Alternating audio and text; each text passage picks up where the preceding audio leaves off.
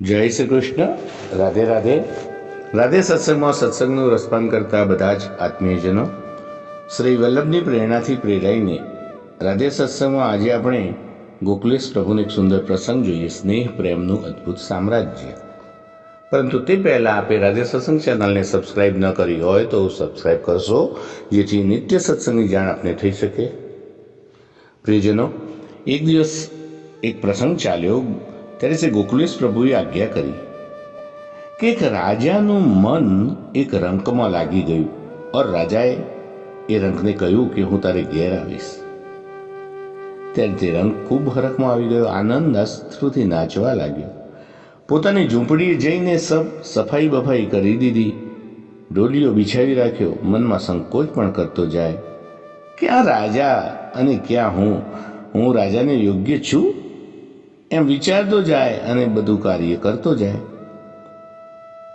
ડોલડી પાથરી અને તેની ઓરડી સજાવી રાખી. રાજા આવ્યા, એમનું સ્વાગત કરી રાજાને ઢોલિયા પર બેસાડ્યા હાથ પકડીને. ત્યારે તે રંકમાં કોઈ રંક પણ ન રહ્યું, રાજામાં રાજા પણ ન રહ્યું.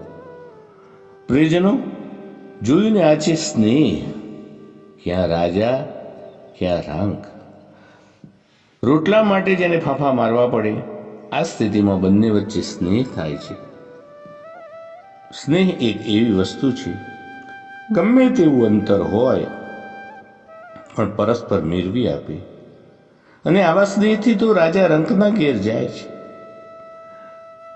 આપણે એ જોવાનું છે કે આ રીતે ભગવાન અને જીવની દશાનું વર્ણન આ વાતમાં આવે છે.